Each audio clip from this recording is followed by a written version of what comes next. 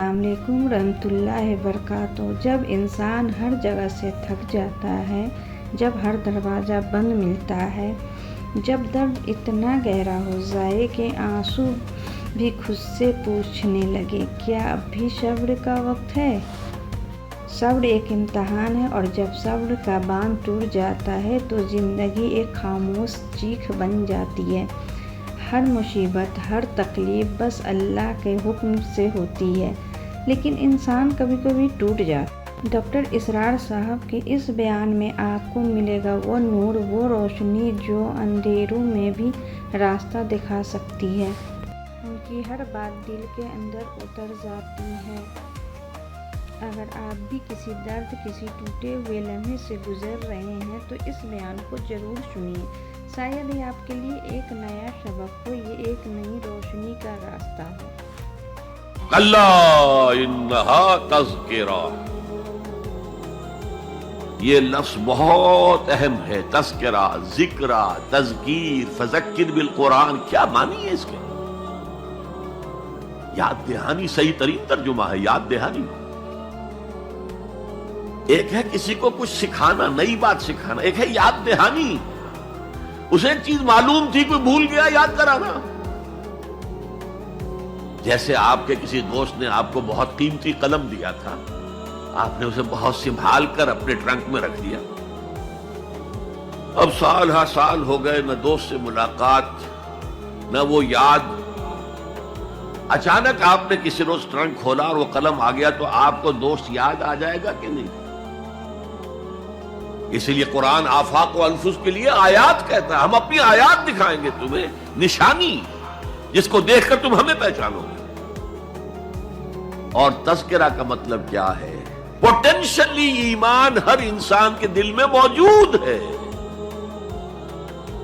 یہ جو روح جو ہمارے قلب کی مسکن مکین ہے، اس میں اللہ کی معرفت بھی ہے، اللہ کی محبت بھی ہے۔ البتہ ذہول کے پردے پڑ گئے ہیں، بھول اور نسیان طاری ہو گیا ہے۔ ہم دنیا ہی کے اندر گم ہو کر رہ گئے ہیں۔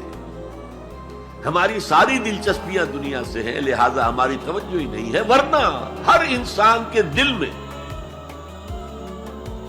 یہ جو یہاں ہندوستان میں کہتے ہیں آتما اور پرماتما، آتما اور پرماتما کا تو تعلق بہت گہرا ہے۔ ابتدا میں بنا دی گئی تھی ارواح، جب ہم سب کے سب تمام انسان آدم سے لے کر اور تا قیامت جو انسان آئے گا دنیا میں، ان سب کی ارواح پیدا کر دی گئی اور پوچھا گیا الست بربکم قالوا بلا، یاد ہے؟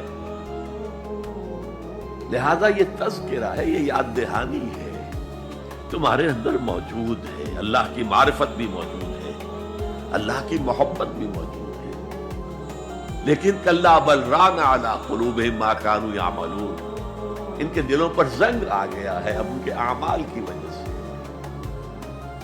شیشہ جو ہے وہ زنگ آلود ہو گیا۔ حضور نے فرمایا ان هذه القلوب لتصدع كما يصدع الحديد اذا اصابه الماء، ان دلوں پر بھی زنگ آ جاتا ہے جیسے کہ لوہے کے اوپر پانی پڑتا رہے تو اس کو زنگ آ جاتا ہے۔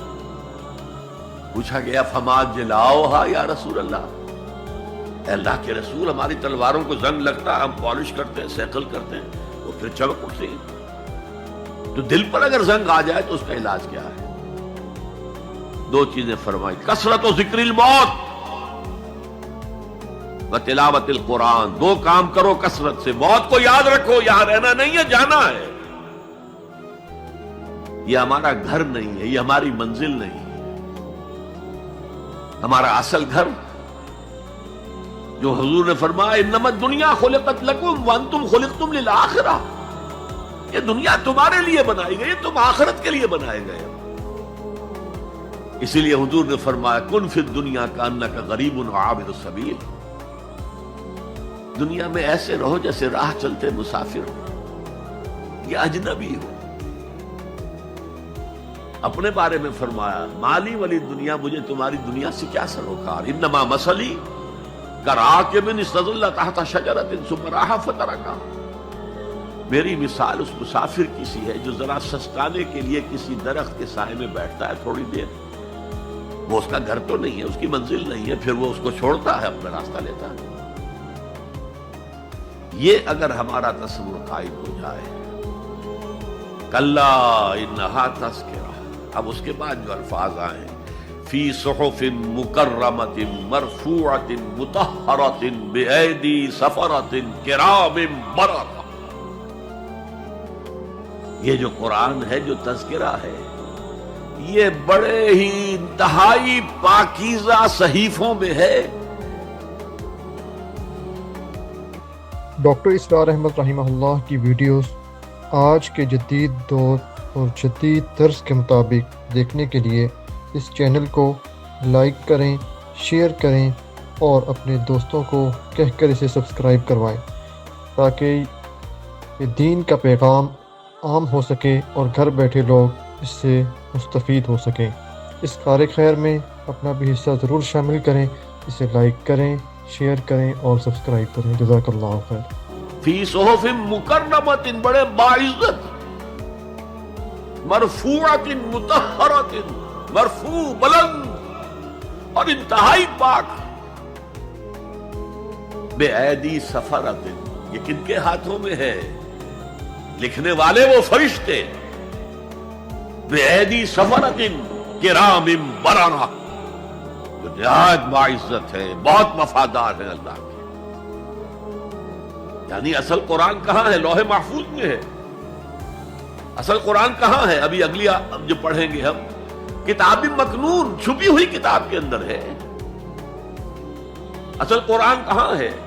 وَإِنَّهَا لَفِي أُمِّ الْكِتَابِ لَدَيْنَا لَعَلِيٌّ عَظِيمٌ، یہ تو اس ام الکتاب میں جو ہمارے پاس ہے، بہت بلند ہے اور بہت عظمت والا۔